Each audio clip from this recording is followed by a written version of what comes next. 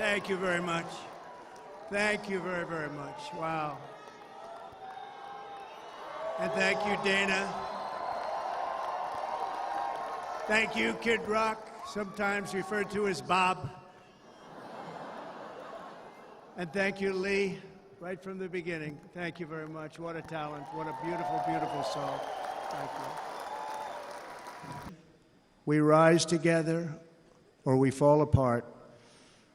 I am running to be president for all of America, not half of America, because there is no victory in winning for half of America. So tonight, with faith and devotion, I proudly accept your nomination for President of the United States. Thank you.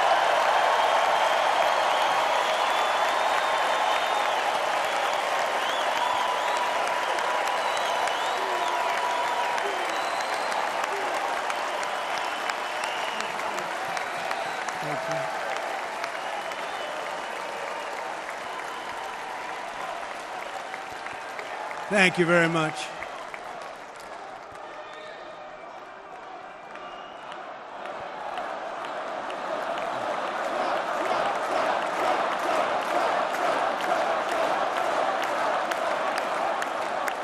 Thank you very much. And we will do it right. We're going to do it right. Let me begin this evening by expressing my gratitude to the American people for your outpouring of love and support following the assassination attempt at my rally on Saturday.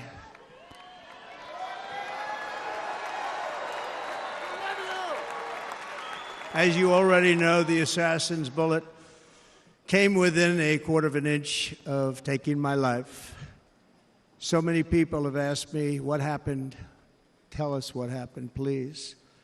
And therefore, I will tell you exactly what happened, and you'll never hear it from me a second time because it's actually too painful to tell. It was a warm, beautiful day in the early evening in Butler Township in the great Commonwealth of Pennsylvania. Music was loudly playing, and the campaign was doing really well. I went to the stage, and the crowd was cheering wildly. Everybody was happy. I began speaking very strongly, powerfully, and happily because I was discussing the great job my administration did on immigration at the southern border.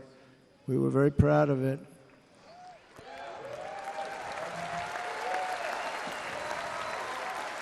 Behind me and to the right was a large screen that was displaying a chart of border crossings under my leadership. The numbers were absolutely amazing. In order to see the chart, I started to, like this, turn to my right and was ready to begin a little bit further turn, which I'm very lucky I didn't do, when I heard a loud whizzing sound and felt something hit me really, really hard on my right ear. I said to myself, wow, what was that? It can only be a bullet. And moved my right hand to my ear, brought it down. My hand was covered with blood, just absolutely blood all over the place. I immediately knew it was very serious, that we were under attack, and in one movement proceeded to drop to the ground.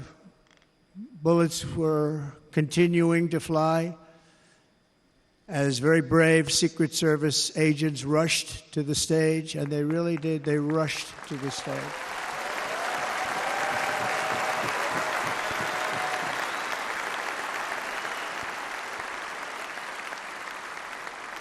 These are great people at great risk, I will tell you, and pounced on top of me so that I would be protected. There was blood pouring everywhere, and yet, in a certain way, I felt very safe because I had God on my side. I felt that.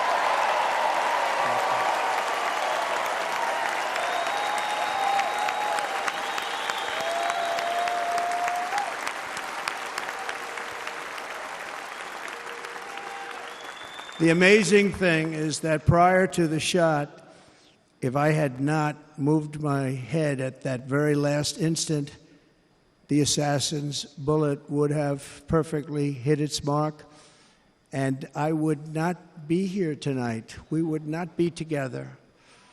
The most incredible aspect of what took place on that terrible evening in the fading sun was actually seen later. In almost all cases, as you probably know, and when even a single bullet is fired, just a single bullet, and we had many bullets that were being fired, crowds run for the exits or stampede, but not in this case. It's very unusual.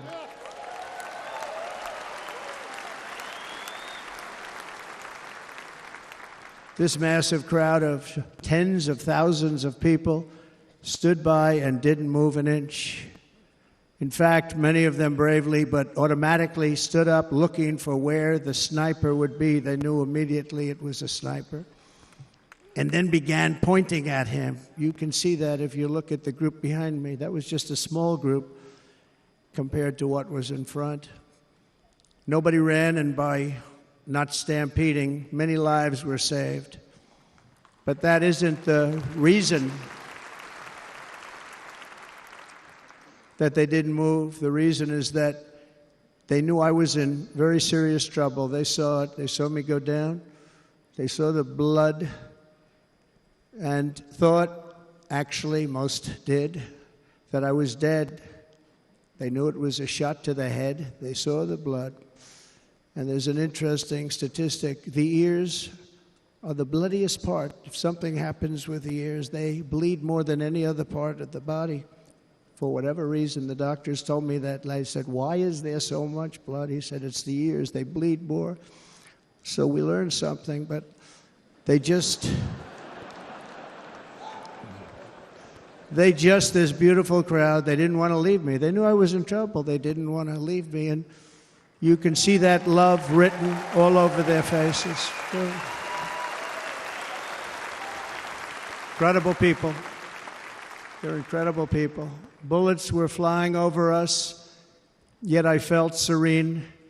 But now the Secret Service agents were putting themselves in peril. They were in very dangerous territory. Bullets were flying right over them, missing them by a very small amount of inches.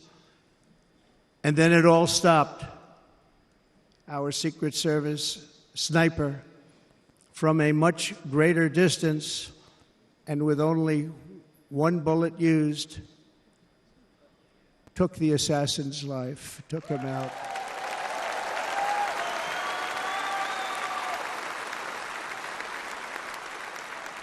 I'm not supposed to be here tonight. Not supposed to be here. No.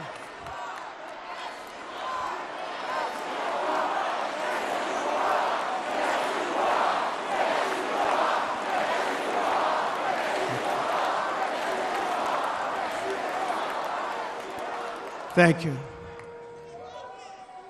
But I'm not.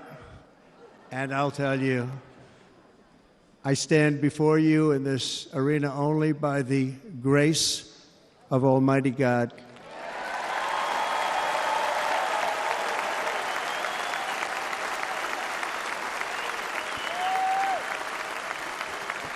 In watching the reports over the last few days, many people say it was a providential moment.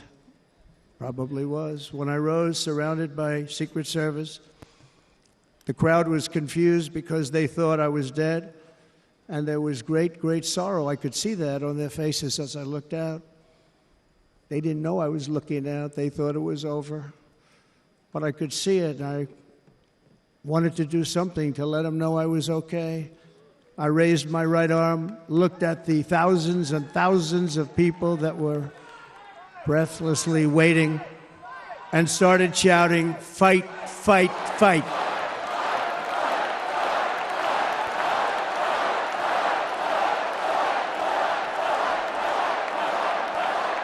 Thank you. Once my clenched fist went up, and it was high into the air. You've all seen that. The crowd realized I was okay and roared with pride for our country like no crowd I have ever heard before. Never heard anything like it.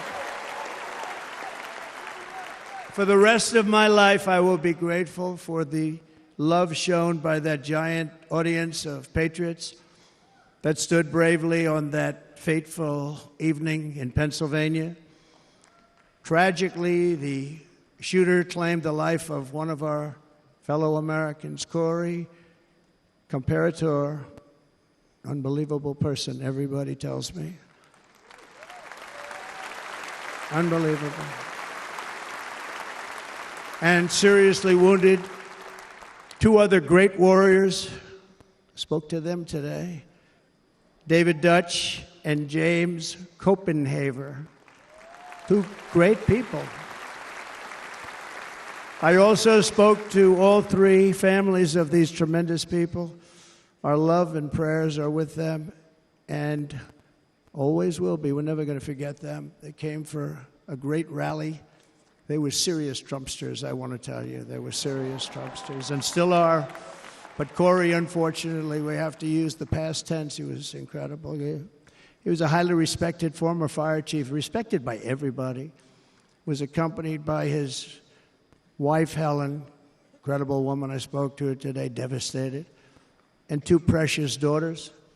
He lost his life selflessly acting as a human shield to protect them from flying bullets. He went right over the top of them and was hit.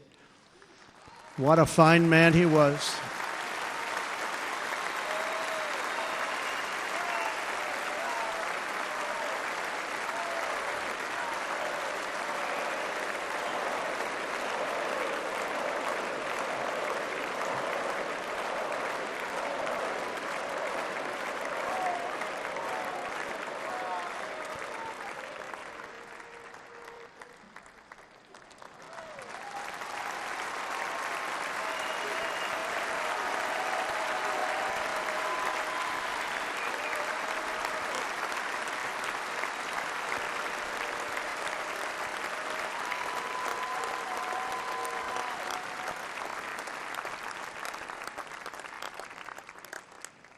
I want to thank the fire department and the family for sending his helmet, his outfit, and it was just something, and they're going to do something very special when they get it. But we did something which cannot match what happened, not even close. But I am very proud to say that over the past few days, we've raised $6.3 million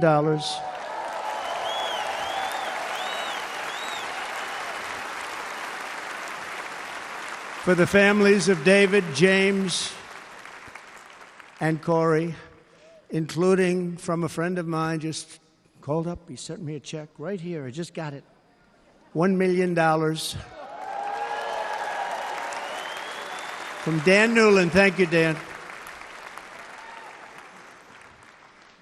And again, when speaking to the family, I told them, I said, well, I'm going to be sending you a lot of money, but it can't compensate. They all said the same thing. You're right, sir. We appreciate so much what you're doing, but nothing can take the place in the case of Corey. And the other two, by the way, they were very, very seriously injured, but now they're doing very well. They're going to be okay. They're going to be doing very well.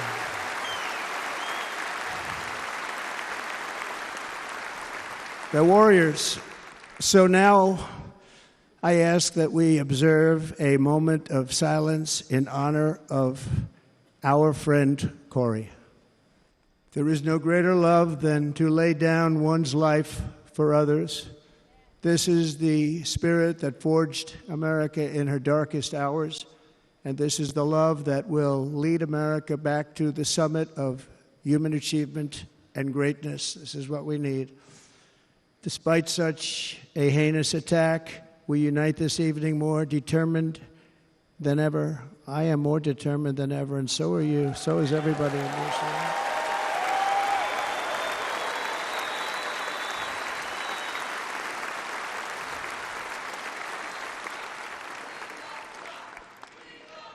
Thank you. Thank you very much.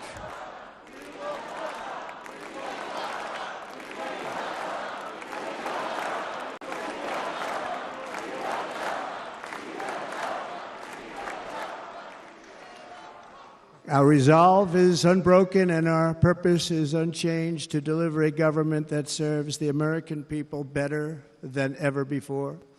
Nothing will stop me in this mission because our vision is righteous and our cause is pure. No matter what obstacle comes our way, we will not break, we will not bend, we will not back down, and I will never stop fighting for you, your family, and our magnificent country. Never.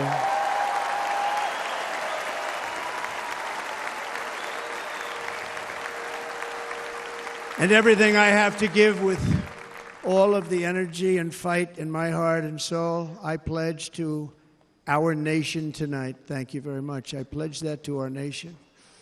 We're going to turn our nation around, and we're going to do it very quickly. Thank you.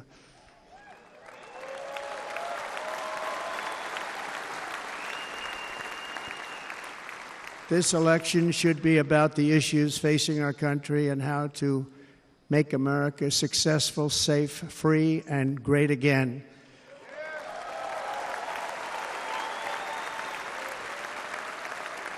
In an age when our politics too often divide us, now is the time to remember that we are all fellow citizens. We are one nation under God, indivisible, with liberty and justice for all.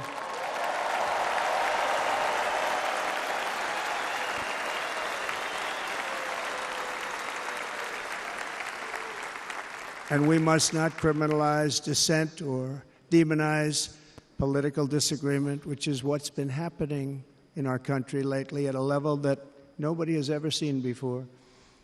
In that spirit, the Democrat Party should immediately stop weaponizing the justice system and labeling their political opponent as an enemy of democracy. Especially since that is not true. In fact, I am the one saving democracy for the people of our country.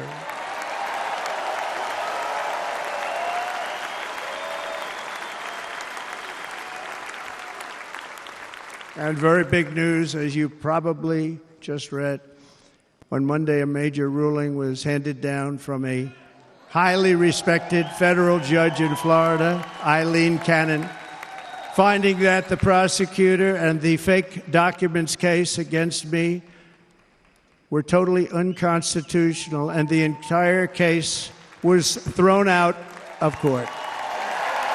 With all of that publicity, thrown out of court. If Democrats want to unify our country, they should drop these partisan witch hunts, which I have been going through for approximately 8 years. And they should do that without delay and allow an election to proceed that is worthy of our people. We're going to win it anyway, but worthy of our people. On this journey, I am deeply honored to be joined by my amazing wife, Melania.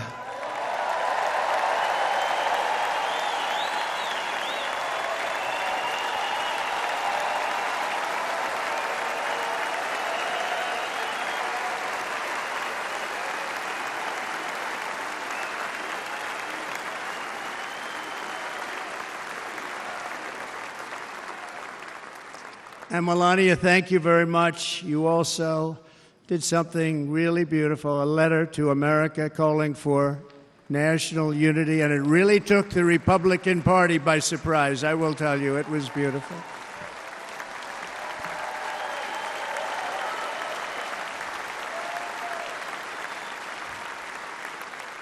In fact, some very serious people said that we should take that letter and put it as part of the Republican platform. That would be an honor, wouldn't it? Right, Mr. Congressman?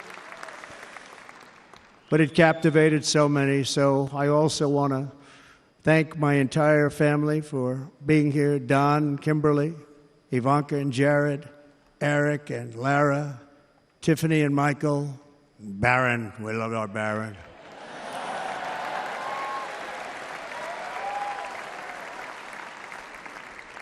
And of course, my 10 wonderful grandchildren. You saw a few of them up there on my lap before.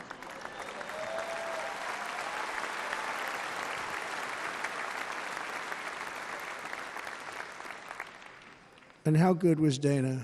Was Dana good? I mean, was he good? He was on probably the only vacation he's had in about, maybe ever, because he works, but about 10 years with his wife, very far away. I won't tell you where, but very, very far away, beautiful place. And my people called, and he said, I won't be able to do it. This is many, many years. I promised my wife I can't do it. And they came in, they said, Dana won't be able to do it, because he was my first, second, and third choice. I said, well, that's too bad, but I understand he's away, and it's good. It's good for him. And that was it. About 30 minutes later, she came back in, sir, Dana just called. He's going to do it. And his wife, she said, you can't turn him down. You just can't do it. You have to go. That's a good wife.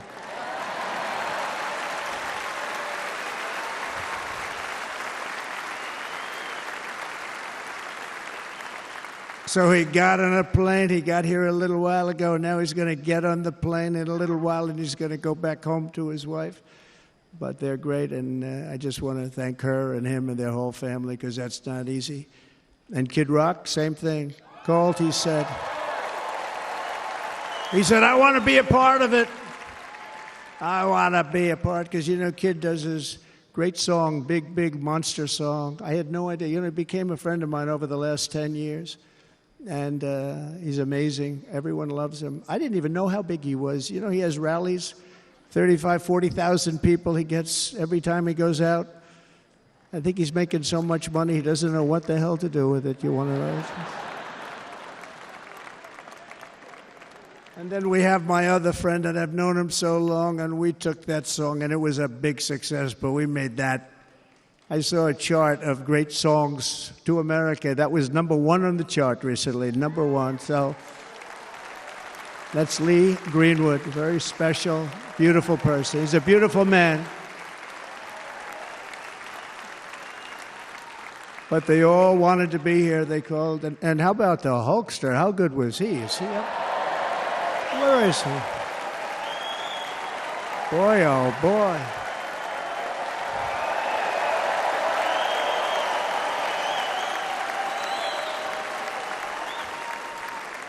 They may call that entertainment. I know about entertainment, but when he used to lift a 350-pound man over his shoulders and then bench press him 2 rows into the audience, I say, maybe entertainment, but he is one strong son of a gun. I will tell you, I watched it many times.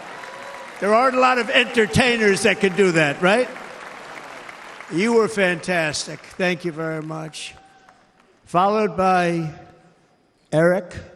What was that all about? Boy, that was good. I didn't want to really come up here. But he was so great, and he's such a good young man. He went through a lot of trouble, and Don last night was incredible. He went through so much trouble. They got subpoenaed more than any people probably in the history of the United States. Every week they get another subpoena from the Democrats, crazy Nancy Pelosi, the whole thing, just boom, boom, boom. They've got to stop that, because they're destroying our country. We have to work on making America great again, not on beating people. And we won. We beat them in all. We beat them on the impeachments. We beat them on indictments. We beat them. But the time that you have to spend, if they would devote that genius to helping our country, we'd have a much stronger and better country.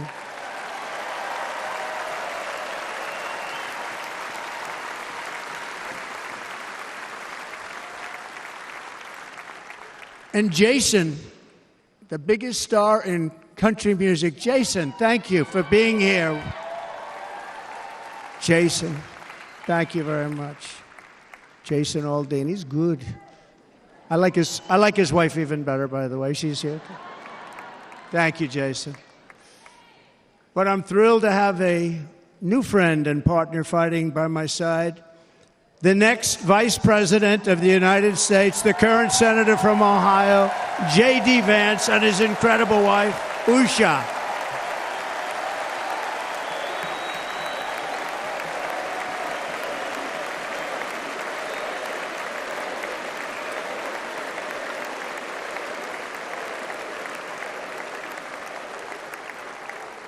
He's going to be a great Vice President. He's going to be great. He'll be with this country and with this movement, greatest movement in the history of our country, Make America Great Again.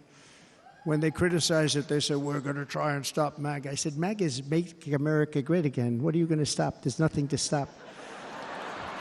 Then they say, oh, that's right. It's very tough to fight it. And all of the people that did try and fight it have failed. But he's going to be with us for a long time, and it was an honor to select him. Great, great student at Yale. His wife was a great student at Yale. They met at Yale. These are two smart people. So, J.D., you're going to be doing this for a long time. Enjoy the ride.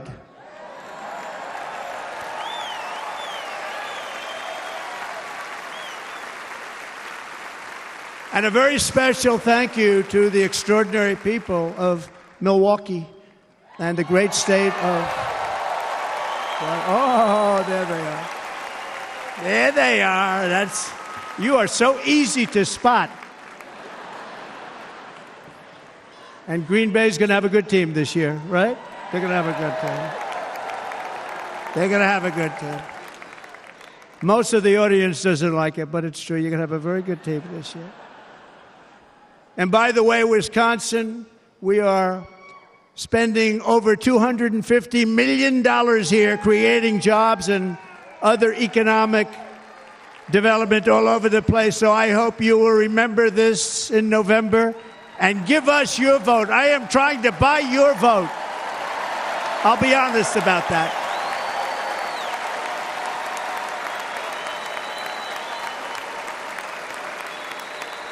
And I promise we will make Wisconsin great again. We're going to make it. Thank you, Mr. Governor. Thank you very much. Thank you. I'm here tonight to lay out a vision for the whole nation, to every citizen, whether you're a young or old man or woman, Democrat, Republican, or independent, black or white, Asian or Hispanic. I extend to you a hand of loyalty and of friendship.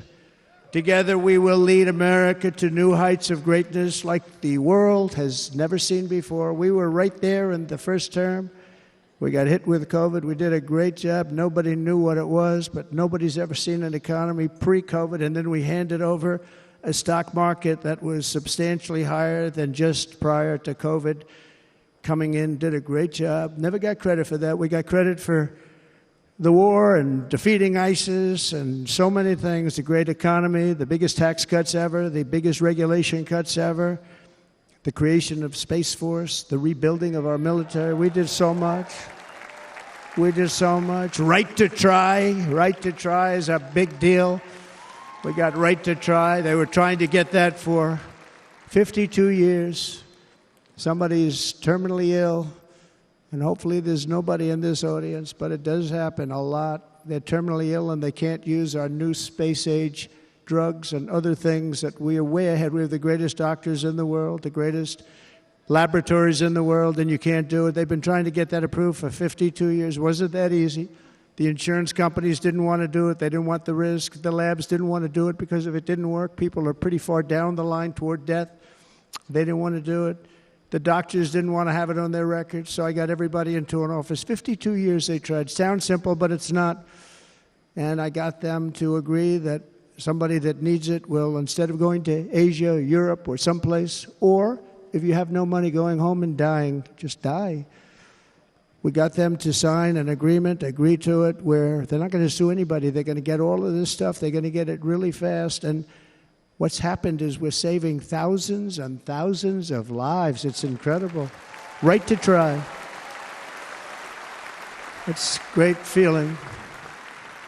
Under our leadership, the United States will be respected again. No nation will question our power. No enemy will doubt our might. Our borders will be totally secure. Our economy will soar. We will return law and order to our streets, patriotism to our schools, and importantly, we will restore peace, stability, and harmony all throughout the world. But to achieve this future, we must first rescue our nation from failed and even incompetent leadership. We have totally incompetent leadership. This will be the most important election in the history of our country. Under the current administration, we are indeed a nation in decline. We have an inflation crisis that is making life unaffordable, ravaging the incomes of working and low-income families, and crushing, just simply crushing our people like never before. They've never seen anything like it. We also have an illegal immigration crisis, and it's taking place right now as we sit here in this beautiful arena. It's a massive invasion at our southern border that has spread misery, crime, poverty, disease, and destruction to communities all across our land. Nobody's ever seen anything like it. Then there's an international crisis, the likes of which the world has seldom been part of. Nobody can believe what's happening. War is now raging in Europe and the Middle East. A growing specter of conflict hangs over Taiwan, Korea, the Philippines, and all of Asia. And our planet is teetering on the edge of World War III. And this will be a war like no other war because of weaponry. The weapons are no longer army tanks going back and forth shooting at each other. These weapons are obliteration. It's time for a change. This administration can't come close to solving the problems. We're dealing with very tough, very fierce people. They're fierce people. And we don't have fierce people. We have people that are a lot less than fierce, except when it comes to cheating on elections and a couple of other things. Then they're fierce. Then they're fierce. So tonight, I make this pledge to the great people of America. I will end the devastating inflation crisis immediately, bring down interest rates, and lower the cost of energy. We will drill, baby, drill.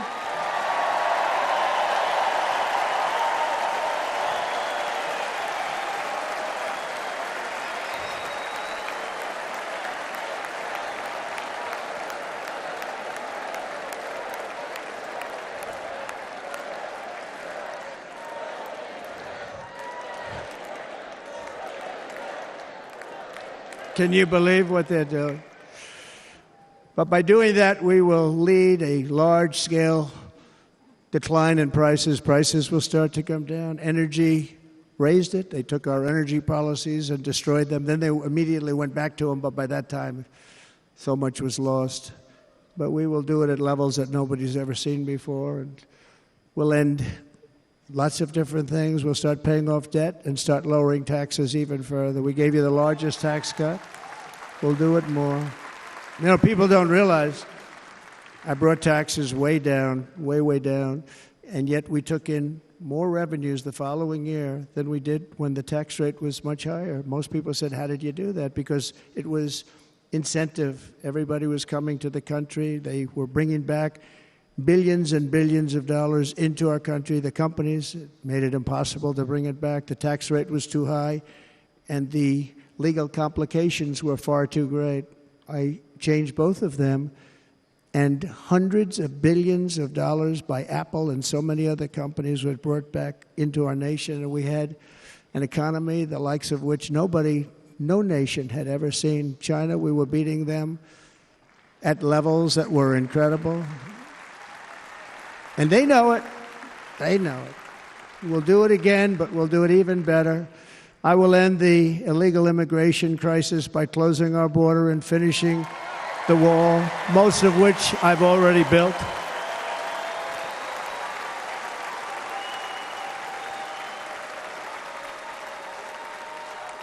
On the wall, we were dealing with a very difficult Congress, and I said, oh, that's okay, we won't go to Congress. I call it an invasion. We gave our military almost $800 billion. I said, I'm going to take a little of that money because this is an invasion, and we built, most of the wall is already built, and we built it through using the funds because what's better than that? We have to stop the invasion into our country that's killing hundreds of thousands of people a year. We're not going to let that happen. I will end every single international crisis that the current administration has created, including the horrible war with Russia and Ukraine, which would have never happened if I was president, and the war caused by the attack on Israel, which would have never happened if I was president. Iran was broke. Iran had no money. Now Iran has $250 billion. They made it all over the last 2.5 years. They were broke. I watched the other day on a show called Deface the Nation. Has anyone seen it? And they had a congressman who was a Democrat say, well, whether you like him or not, Iran was broke dealing with Trump. I told China and other countries, if you buy from Iran, we will not let you do any business in this country, and we will put tariffs on every product you do send in of 100% or more. And they said to me, well, I think that's about it. They weren't going to buy any oil. And they were ready to make a deal. Iran was going to make a deal with us. And then we had that horrible, horrible result that we'll never let happen again. The election result, we're never going to let that happen again. They used COVID to cheat. We're never going to let it happen again. And they took off all the sanctions, and they did everything possible for Iran. And now Iran is very close to having a nuclear weapon, which would have never happened. This is a shame what this administration, the damage that this administration has done. And I say it often, if you took the 10 worst presidents in the history of the United States, think of it, the 10 worst, added them up, they will not have done the damage that Biden has done. Only going to use the term once.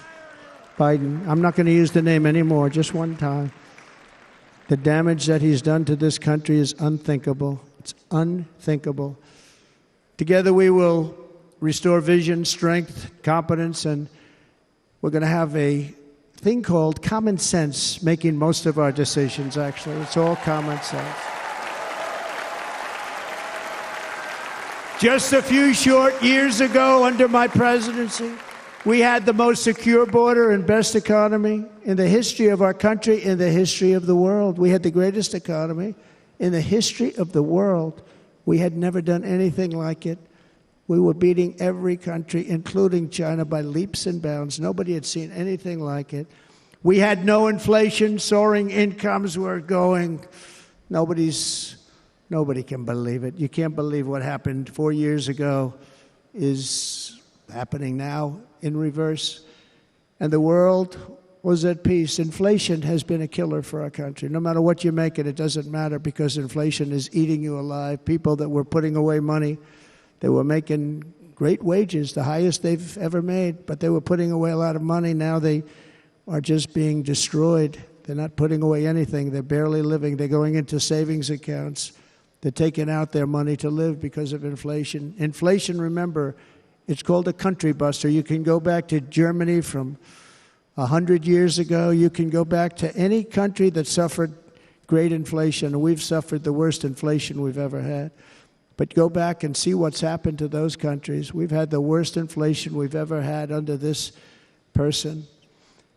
But in less than 4 years, our opponents have turned incredible success into unparalleled tragedy and failure. It's been a tremendous failure. Today, our cities are flooded with illegal aliens. Americans are being squeezed out of the labor force and their jobs are taken. And by the way, you know who's taking the jobs that are created? 107% of those jobs are taken by illegal aliens. And you know who's being hurt the most by millions of people pouring into our country?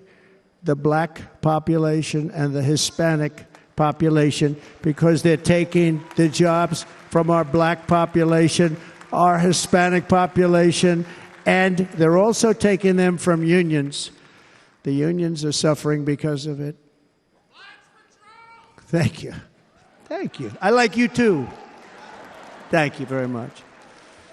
Inflation has wiped out the life savings of our citizens and forced the middle class into a state of depression and despair. That's what it is. It's despair and depression. We cannot and will not let this continue. Less than 4 years ago, we were a great nation, and we will soon be a great nation again. We're going to be a great nation again.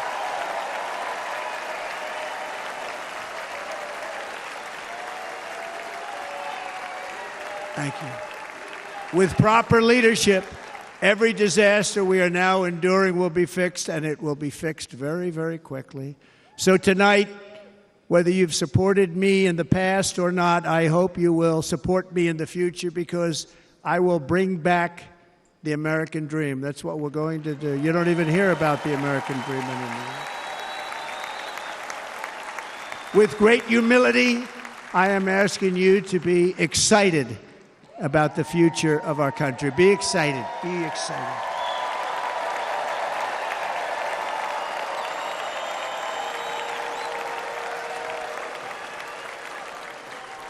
And by the way, the news reports, look at all of those big networks. Look at them. They're all here.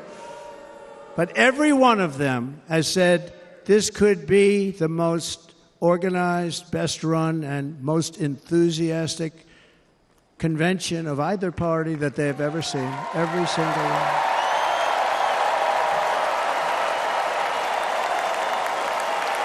And it's true.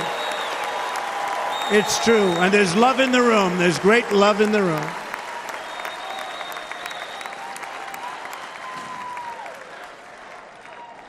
So I better finish strong.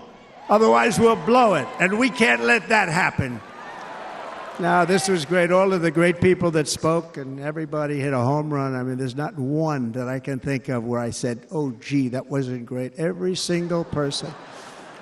I refuse to be the only one. Don't do that to me. They're already getting ready. See, I gave them an idea. Now, this was a great convention. This was, I think we're actually going to go home and miss it. You know, usually with a first of all, look at these crowds. You'd never have this at a convention. Look at these crowds.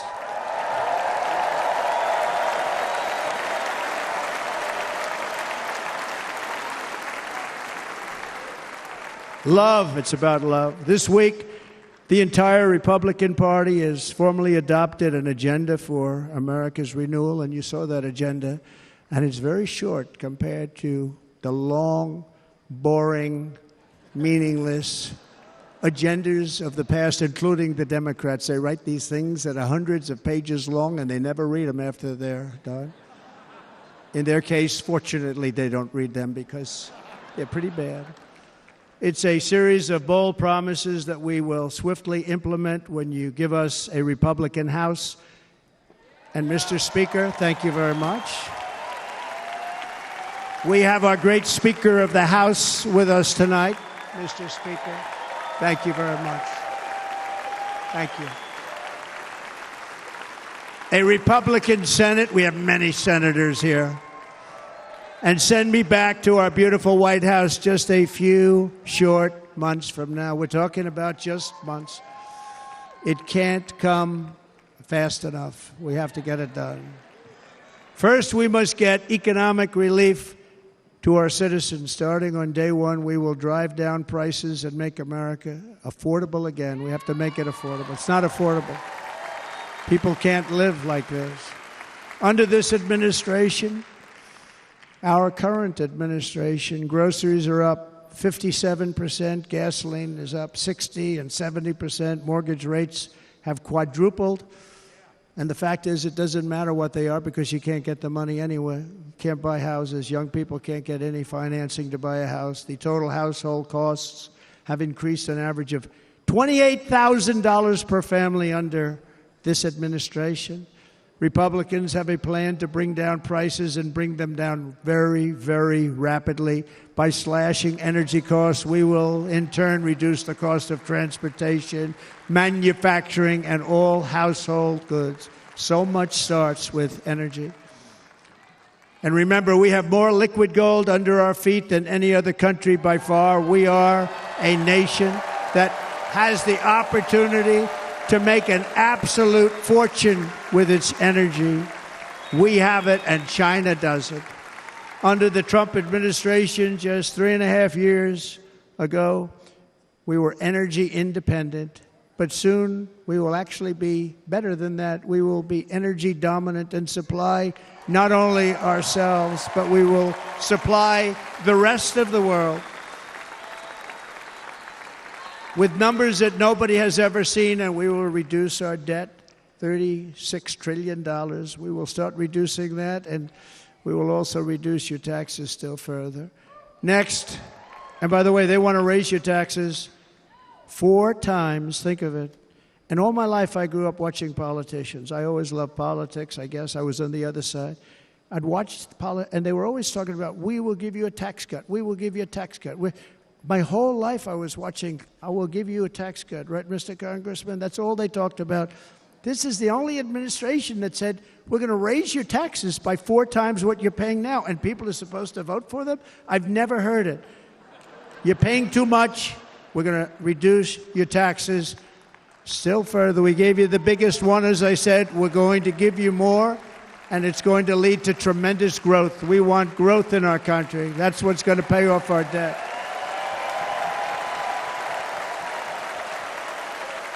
And next, we will end the ridiculous and actually incredible waste of taxpayer dollars that is fueling the inflation crisis. They spent trillions of dollars on things having to do with the Green New Scam. It's a scam. And that's caused tremendous inflationary pressures in addition to the cost of energy.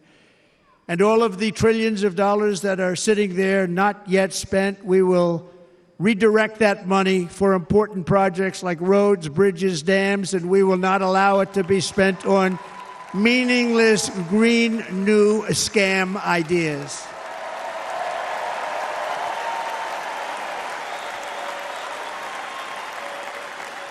And I will end the electric vehicle mandate on day 1.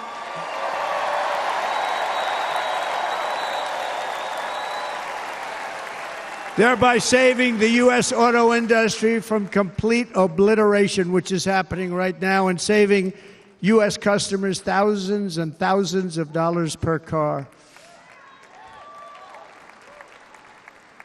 And right now, as we speak, large factories just started are being built across the border in Mexico. So with all the other things happening on our border, and they're being built by China to make cars and to sell them into our country.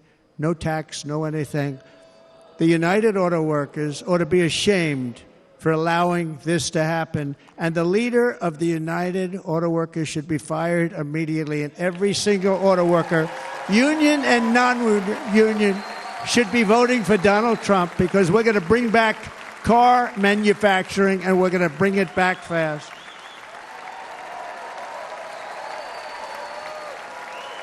They're building some of the largest auto plants anywhere in the world. Think of it, in the world. And we're going to bring it back. We're going to make them. We don't mind that happening, but those plants are going to be built in the United States, and our people are going to man those plants.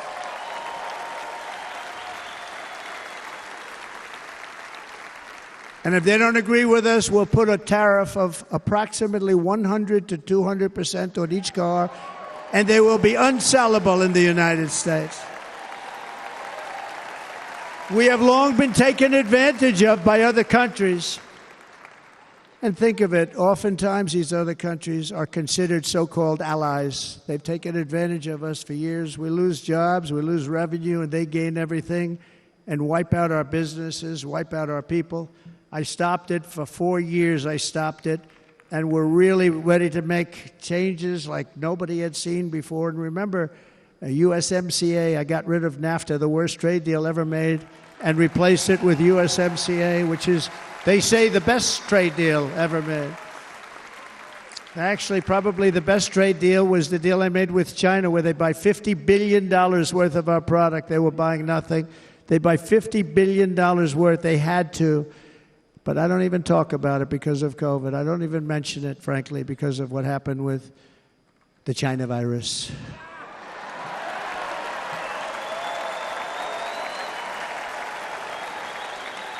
We will not let countries come in, take our jobs, and plunder our nation. They come and do that. They plunder our nation. The way they will sell their product in America is to build it in America. Very simple. Build it in America and only in America.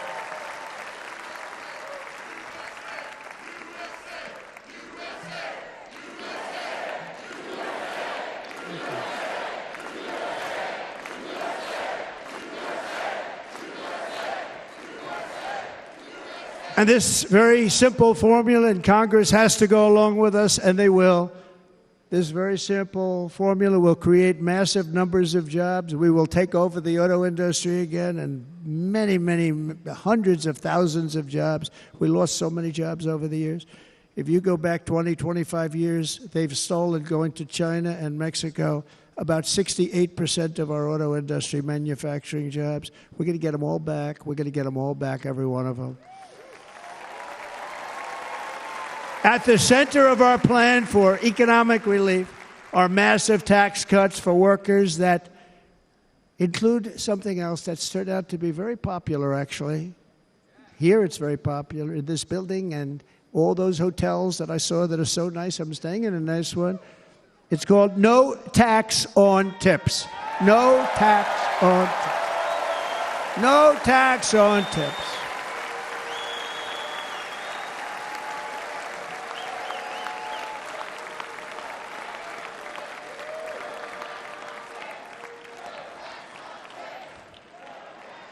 I got that by having dinner recently in Nevada, where we're leading by about 14 points. Hello. I'll see you there very soon, everybody. And we're having dinner at a beautiful restaurant in the Trump building on the Strip, and it's a great building, and the waitress comes over. How's everything going? A really nice person. How's everything? Oh, sir, it's so tough. The government's after me all the time on tips, tips, tips. I said, well, they give you cash. Would they be able to find him? She said, actually, and I didn't know this, she said, very little cash is given. It's all put right on the check. And they come in and they take so much of our money, it's just ridiculous, and they don't believe anything we say. And they've just hired, as you know, 88,000 agents to go after them even more. And I said, this shows the level of my, most people go out, they hire consultants, they pay them millions of dollars. But I said to her, let me just ask you a question. Would you be happy if you had no tax on tips? She said, what a great idea. I got my information from a very smart waitress. That's better than spending millions of dollars. And everybody loves it. Waitresses and caddies and drivers and everybody. It's a large group of people that are being really hurt badly. They make money, let them keep their money. I'm going to protect Social Security and Medicare. Democrats are going to destroy Social Security and Medicare because all of these people, by the millions they're coming in, they're going to be on Social Security and Medicare and other things, and you're not able to afford it. They are destroying your Social Security and your Medicare. Under my plan, incomes will skyrocket, inflation will vanish completely, jobs will come roaring back, and the middle class will prosper like never, ever before, and we're going to do it very rapidly.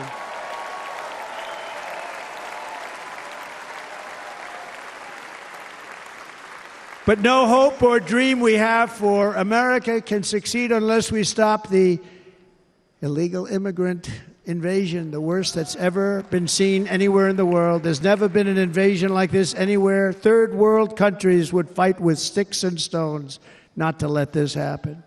The invasion at our southern border, we will stop it, and we will stop it quickly. You heard Tom Homan yesterday. Tom Homan, put him in charge and just sit back and watch. Brandon Judd, The Border Patrol, he's incredible. These guys, they really, their job is a lot easier if they don't have to do anything, but they want to. They're patriots. Brandon Judd, Border Patrol, ICE.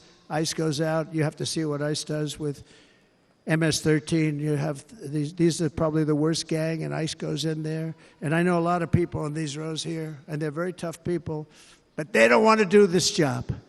They'll go into a pack of MS-13 killers. They're the worst, probably the worst gangs in the world. We have thousands of them. I moved thousands and thousands out in my 4 years. We moved them out, and it was a pleasure. But ICE would go right into a pack of these killers, and you see fists flying, you see everything flying, and then they take them. They put them in a paddy wagon. They take them back, and they get them out of our country. And the other countries weren't accepting them back, and I called up, and I said, tell them that we're not giving them economic aid anymore. And the next day, I got calls from all of these countries that were terminated. Billions of dollars we spend on economic aid to countries that does us, frankly, no good. And the next day, I was called by everybody. I couldn't take all the calls. Sir, what's the problem? I said, you won't take your killers back that you sent in caravans into America. You won't take them back. Well, sir, if you'd like us to, we would give very serious consideration to doing that. And within 24 hours, they were being taken back. For years and years, when I first came in, they said President Obama tried to get him to go back, and they wouldn't accept him. They'd put planes on the runway so you couldn't leave the plane. They'd close the road so you couldn't take the buses. They'd all have to turn back. As soon as I said no more economic aid of any kind to any country that does that, they called back and they said, sir, it would be our great honor to take MS-13. We love them very much. We love them very much, sir. We'll take them back. At the heart of the Republican platform is our pledge to end this border nightmare and fully restore the sacred and sovereign borders of the United States of America, and we're going to do that on day one.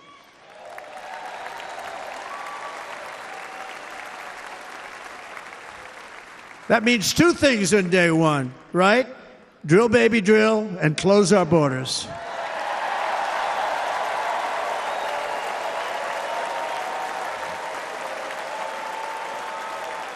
And by the way, and I think everybody as a Republican, as a patriot in this room, and most Democrats, we want people to come into our country, but they have to come into our country legally. Legally. Less than 4 years ago, I handed this administration the strongest border in American history. But you can see on the chart that saved my life, that was the chart that saved my life. I said, look it, I'm so proud of it. I think it's one of the greatest, it was done by the Border Patrol, one of the greatest charts I've ever seen. It showed everything just like that. You know the chart. Oh, there it is. That's pretty good. Wow. Last time I put up that chart, I never really got to look at it. But without that chart, I would not be here today.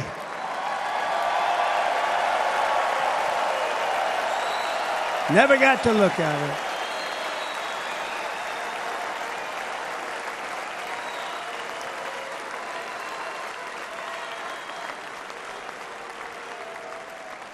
I said, you got to see this chart. I was so proud of it, and by the time I got to there, I never got to see it that day. But I'm seeing it now, and I was very proud. If you look at the arrow on the bottom, that's the lowest level, the one on the bottom, heavy red arrow. That's the lowest level of illegal immigrants ever to come into our country in recorded history, right there. Right there. And that was my last week in office. And then you see what happened after I left. Look at the rest. And if you go out a little bit further, it's getting to be a little bit old, but I love it anyway, right? But you can go much higher with those numbers. Look what happened right after that. The invasion began. We had the opposite. We stopped the invasion. But the invasion that we stopped was peanuts by comparison to what happened after I left. Look at what happened after I left. They took over our country. We ended all catch and release. We shut down asylum fraud. We stopped human trafficking and forged historic agreements to keep illegal aliens on foreign soil. We want them to stay on their soil. Under the Trump administration, if you came in illegally, you were apprehended immediately and you were deported. You went right back. The current administration terminated every single one of those great Trump policies that I put in place to seal the border. I wanted a sealed border. Again, come in, but come in legally. You know how unfair it is? So many people, hundreds of thousands of people, have been working for years to come into our country. And now they see these people pour into our country at levels that are unprecedented. It's so unfair. And we're not going to do it. We're not going to stand for it. They suspended wall construction, ended remain in Mexico. We had a policy, remain in Mexico. You think that was easy to get from the Mexican government? But I said, you must give it to us. If you don't give it to us, there will be repercussions. And they gave it to us. But not easy. Canceled our Safe Third agreements.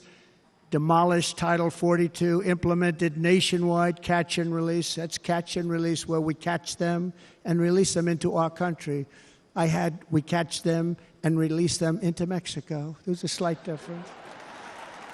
And took 93, this is the previous administration, 93 executive actions to throw open our border to the world. The entire world is pouring into our country because of this very foolish administration. The greatest invasion in history is taking place right here in our country.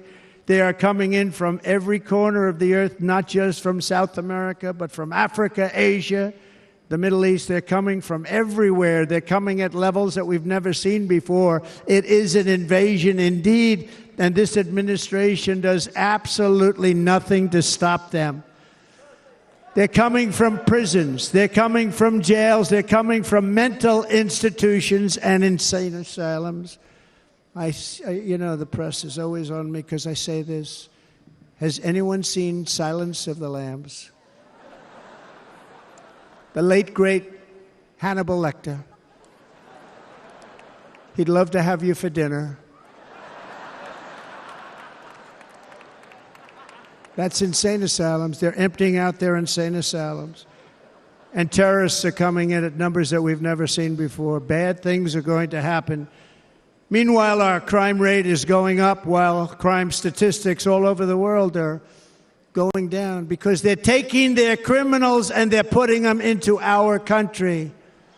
A certain country, and I happen to like the president of that country very much, but he's been getting great publicity because he's a wonderful shepherd of the country. He says how well the country's doing because their crime rate is down. And he said he's training all of these rough people. They're rough. He's training them. And I've been reading about this for 2 years. I think, oh, that's wonderful. Let's take a look at it. But then I realized he's not training them. He's sending all of his criminals, his drug dealers, his people that are in jails, he's sending them all to the United States. And he's different in that he doesn't say that. He's trying to convince everybody what a wonderful job he does in running the country. Well, he doesn't do a wonderful job. And by the way, if I ran one of the countries, many countries from all over, I would be worse than any of them. I would have had the place totally emptied out already.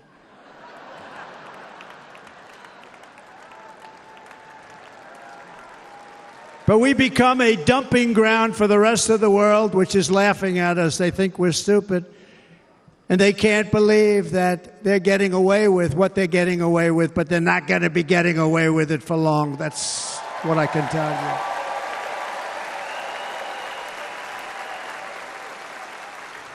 you. In Venezuela, Caracas, high crime. Caracas, Venezuela. Really a dangerous place, but not anymore. Because in Venezuela, crime is down 72%. In fact, if they would ever win this election, I hate to even say that, we will have our next Republican convention in Venezuela because it will be safe. Our cities will be so unsafe, we will not be able to have it there. In El Salvador, murders are down by 70%. Why are they down? Now, he would have you convinced that because he's trained murderers to be wonderful people. No. They're down because they're sending their murderers to the United States of America. This is going to be very bad. And bad things are going to happen, and you're seeing it happen all the time. That's why, to keep our families safe, the Republican platform promises to launch the largest deportation operation in the history of our country. Even larger than that of President Dwight D. Eisenhower from many years ago. You know, he was a moderate, but he believed very strongly in borders. He had the largest deportation operation we've ever had. Just recently, I spoke to the grieving mother of Jocelyn Nungary, a wonderful woman, a precious 12-year-old girl from Houston who last month was tied up, assaulted, and strangled to death after walking to the convenience store just a block away from her house. Her body was dumped near the side of the road in a shallow creek, found by some onlookers who couldn't believe what they had witnessed. Charged with Jocelyn's heinous murder are 2 illegal aliens from Venezuela who came across our border, were in custody, and were then released into the country by this horrible, horrible administration that we have right now. I also met recently with the heartbroken mother and sister of Rachel Morin.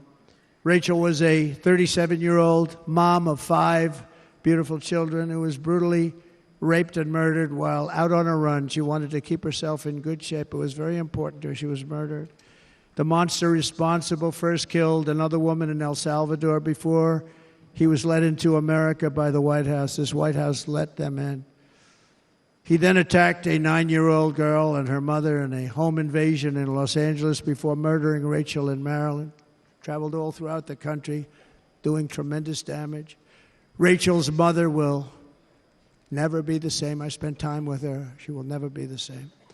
I've also met with the wonderful family of Laken Riley, the brilliant 22-year-old nursing student. She was so proud of being first in her class, who was out for a jog on the campus of the University of Georgia when she was assaulted, beaten, and horrifically killed.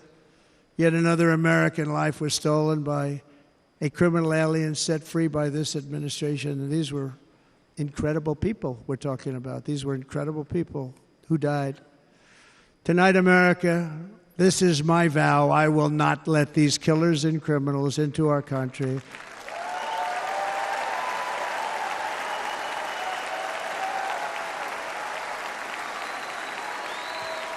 I will keep our sons and daughters safe. As we bring security to our streets, we will help bring stability to the world. I was the first president in modern times to start no new wars. You know, we were the toughest, we were the most respected. And you saw this. Hungry, strong country, run by a very powerful, tough leader. He's a tough guy. Press doesn't like him because he's tough. And he came out recently. They were asking him at an interview, the whole world is exploding. What's happening? What's going on?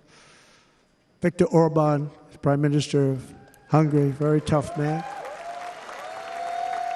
He said, I don't want people coming into my country and blowing up our shopping centers and killing people. But they said to him, tell us what's going wrong, what's happening, what is it? He said, there's only one way you're going to solve it. You got to bring President Trump back to the United States because he kept everybody at bay. He used a word I wouldn't use because I can't use that word, because you'd say it was braggadocious. The press would say he was a braggart. I'm not a braggart.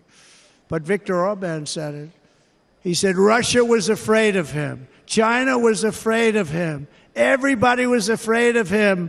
Nothing was going to happen. The whole world was at peace. And now the world is blowing up around us.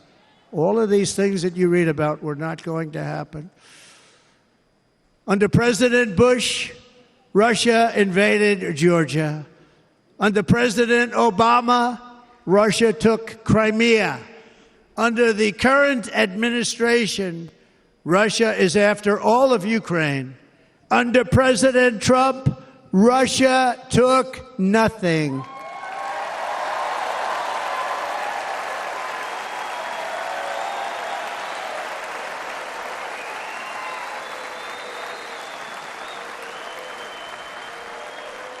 We defeated 100% of ISIS in Syria and Iraq, something that was said to take 5 years, sir. It'll take 5 years, sir. We did it in a matter of a couple of months. We have a great military. Our military is not woke. It's just some of the fools on top that are woke.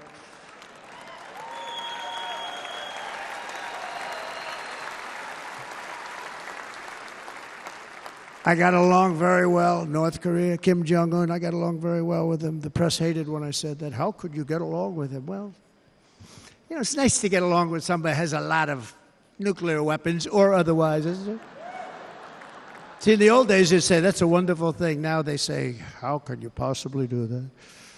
But no, I got along with him, and we stopped the missile launches from North Korea. Now North Korea is acting up again, but when we get back, I get along with him. He'd like to see me back, too. I think he misses me, if you want to know the truth. Our opponents inherited a world at peace and turned it into a planet of war. We're in a planet of war. Look at that attack on Israel. Look at what's happening with Ukraine. The cities are just bombed out. How can people live like that where buildings, massive buildings, are falling to the ground? It began to unravel with the disastrous withdrawal from Afghanistan, the worst humiliation in the history of our country. We have never had a humiliation like that. 13 heroic U.S. service members were tragically and needlessly killed. 45 others were horrifically wounded. Nobody ever talks about them. No arms, no legs, face explosions, horrifically wounded.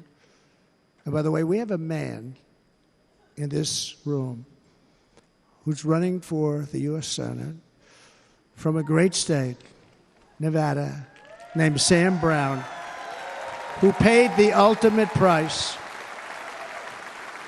Thank you, Sam. Thank you, Sam. Thank you. He paid the biggest price probably ever paid by anybody that is running for office, and I think he's going to do great.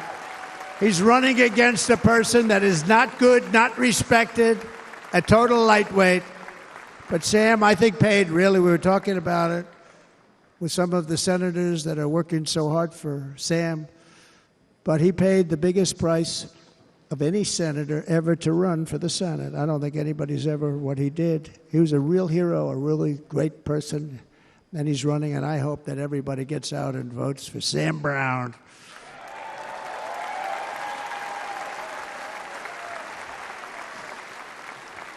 And we also left behind $85 billion worth of military equipment, along with many American citizens were left behind. Many American citizens. Emboldened by that disaster, Russia invaded Ukraine. They saw this group of people that were incompetent. We took the soldiers out first. No, we're going to take the soldiers out second. If they would have followed my plan, we had a great plan. But the plan only kicked in if they did everything perfectly, and they weren't doing things perfectly, so we said it doesn't kick in. You know, 18 months in Afghanistan, we didn't have one, so they were killing them left and right, snipers. And I spoke to the head of the Taliban. You've heard this story. Abdul, still there, still the head of the Taliban. The press got on me, why would you speak to him? I said, because that's where the killing is. I don't have to speak to somebody that has nothing to do with it. And I told him, don't ever do that. Don't ever do that again. Don't ever do that again. You've got to stop. Because during the Obama administration, many great people and soldiers, but a lot of soldiers were being killed from long distance. I said, if you keep doing that, you're going to be hit harder than anybody's ever been hit by a country before.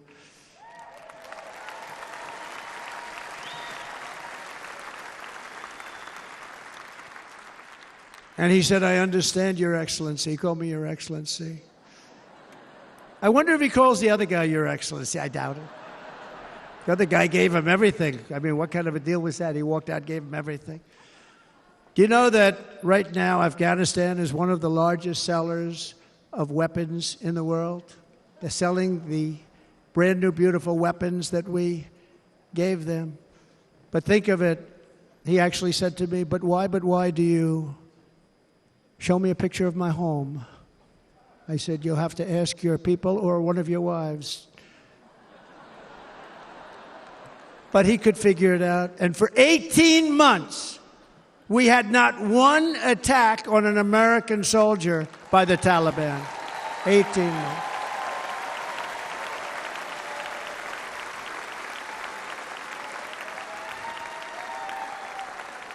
And then we had that horrible day where soldiers were killed. I was not there because of a ridiculous election. But we had that horrible attack.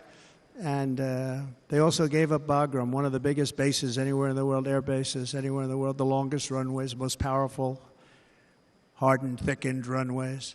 We gave it up. And I liked it not because of Afghanistan. I liked it because of China. It's 1 hour away from where China makes their nuclear weapons. And you know who has it now? China has it now. We were keeping that. And now China is likewise circling Taiwan, and Russian warships and nuclear submarines are operating 60 miles off the coast in Cuba. Do you know that? No, the press refuses to write about it. If that were me running this country and we had nuclear submarines in Cuba, I will tell you that headlines every day would be, what's wrong with our president? You don't even hear this. You're not hearing about this. Russia has nuclear submarines and warships 60 miles away, Mr. Congressman, from Miami, by the way, happens to be here. Correct? In Cuba. And that would not be stood for if it were somebody else. They don't want to mention it, but now maybe they will. And the entire world, I tell you this, we want our hostages back, and they better be back before I assume office, or you will be paying a very big price.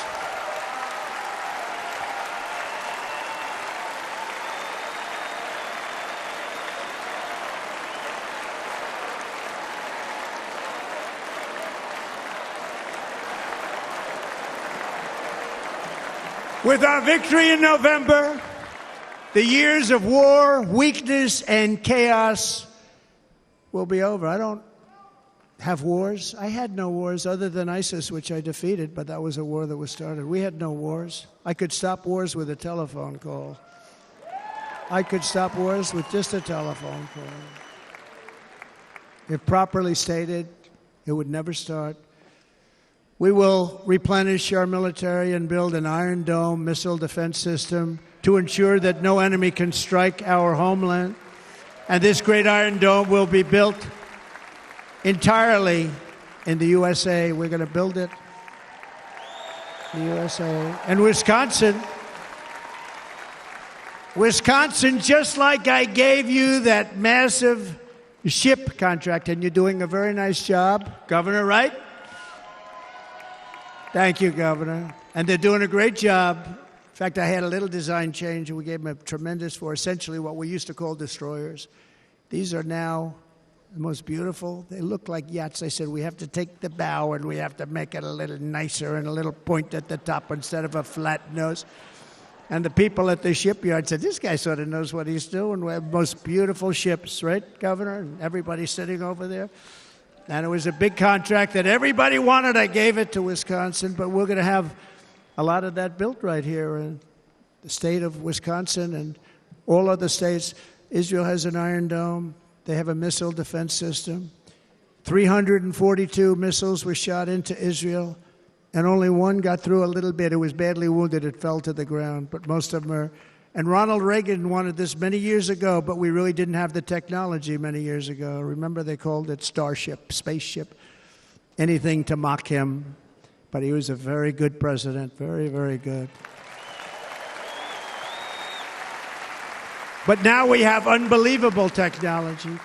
And why should other countries have this and we don't? No, we're going to build an Iron Dome over our country, and we're going to be sure that nothing can come and harm our people. And again, from an economic development standpoint, we're going to make it all right here. No more sending it out to other countries in order to help.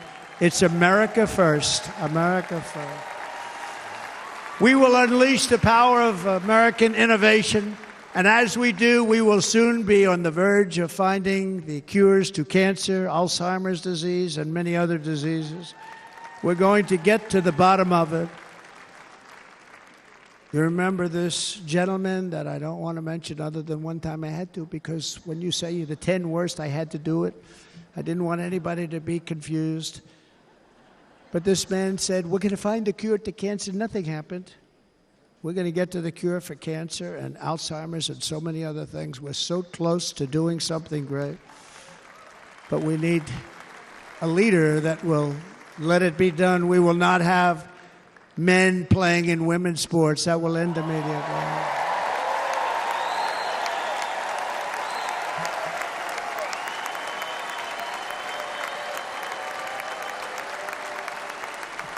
And we will restore and renovate our nation's once great cities, making them safe, clean, and beautiful again. And that includes our nation's capital, which is a horrible killing field. So many things. They leave from Wisconsin, they go to look at the Washington Monument, they end up getting stabbed, killed, or shot. We will be very soon very proud of our capital, again, Washington, D.C.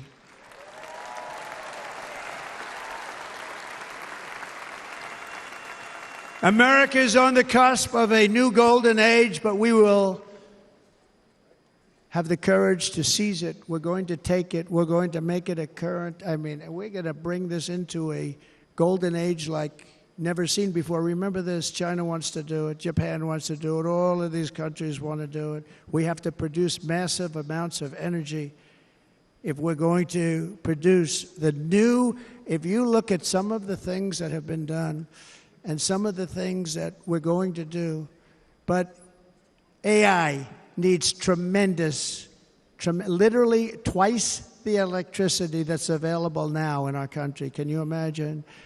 But instead, we're spending places where they recharge electric cars. They built 8 chargers at a certain location toward the Midwest. 8 chargers for $9 billion. Think of them as a tank for filling up your gas. Think of it. They spent $9 billion on 8 chargers, 3 of which didn't work. And if you were going to do this all over our country, this crazy electric mandate, if you're going to do this all, and by the way, I'm all for electric. They have their application. But if somebody wants to buy a gas-powered car, gasoline-powered car, or a hybrid, they're going to be able to do it. And we're going to make that change on day 1.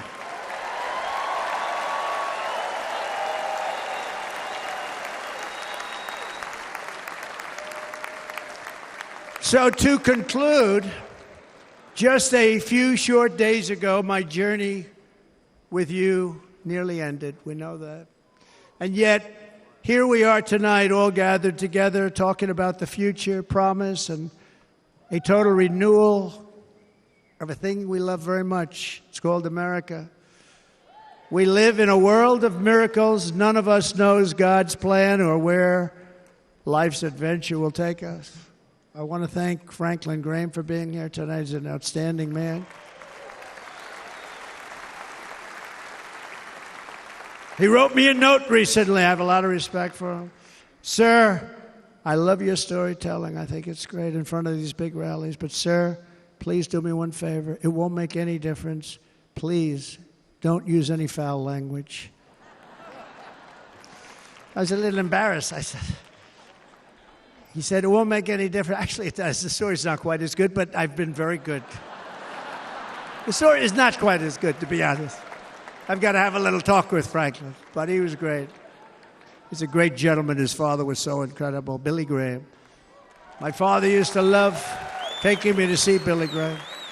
My father would take me to see Billy Graham at Yankee Stadium. He had the biggest rallies you've ever seen. He was a good rally guy, too. But he'd get up, and he was a fantastic guy. My father loved Billy Graham. But I love Franklin Graham. I think Franklin's been fantastic, and I'm working so hard to adhere to his note to me. I'm working hard on it, Franklin. But if the events of last Saturday make anything clear, it is that every single moment we have on earth is a gift from God.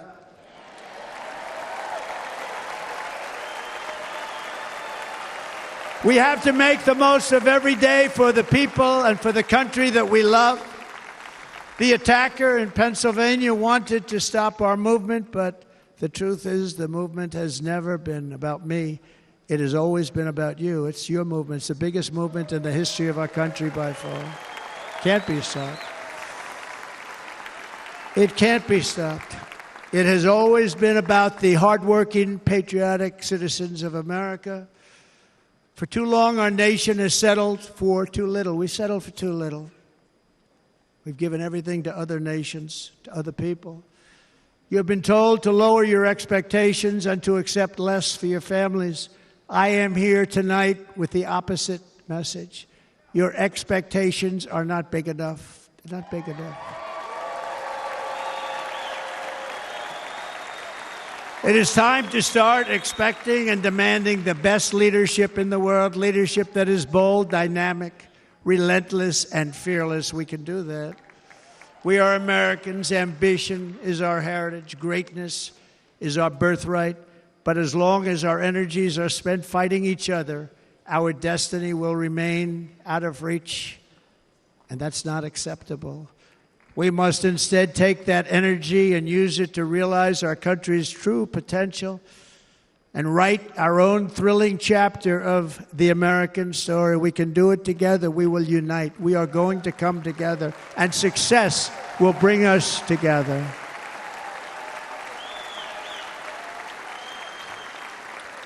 It is a story of love, sacrifice, and so many other things. And remember the word, devotion. It's unmatched devotion. Our American ancestors crossed the Delaware, survived the icy winter at Valley Forge, and defeated a mighty empire to establish our cherished republic. They fought so hard, they lost so many. They pushed thousands and thousands of miles across a dangerous frontier, taming the wilderness to build a life and a magnificent home for their family. They packed their families into covered wagons, trekked across hazardous trails, scaled towering mountains, and braved rivers and rapids to stake their claim on the wide-open, new, and very beautiful frontier. When our way of life was threatened, American patriots marched onto the battlefield, raced into enemy strongholds, and stared down death and stared down those enemies to keep alive the flame of freedom. At Yorktown, Gettysburg, and Midway, they joined the roll call of immortal heroes. So many heroes, so many great, great people. And we have to cherish those people. We can't forget those people. We have to cherish those people.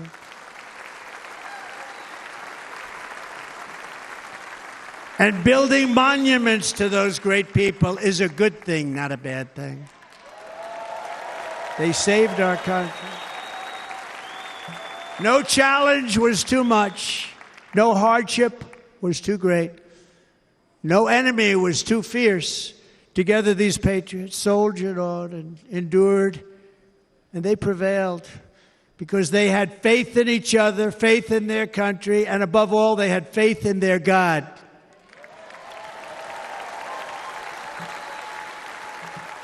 Just like our ancestors, we must now come together, rise above past differences.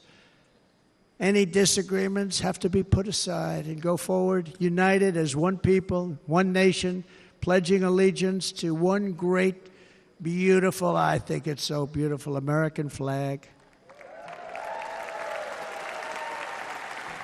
Tonight I ask for your partnership, for your support, and I am humbly asking for your vote.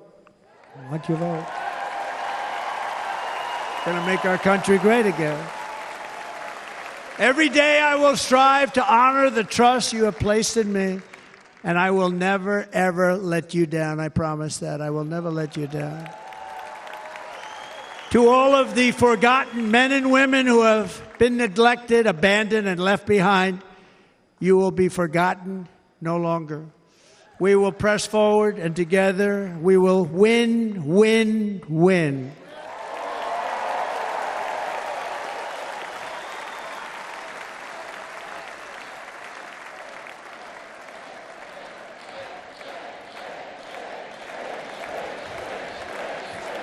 Win, win, win, win, win, win.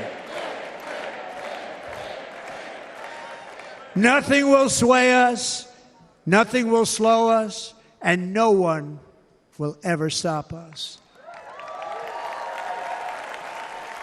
No matter what dangers come our way, no matter what obstacles lie in our path, we will keep striving toward our shared and glorious destiny, and we will not fail. We will not fail. Together we will save this country, we will restore the republic, and we will usher in the rich and wonderful tomorrows that our people so truly deserve. America's future will be bigger, better, bolder, brighter, happier, stronger, freer, greater, and more united than ever before.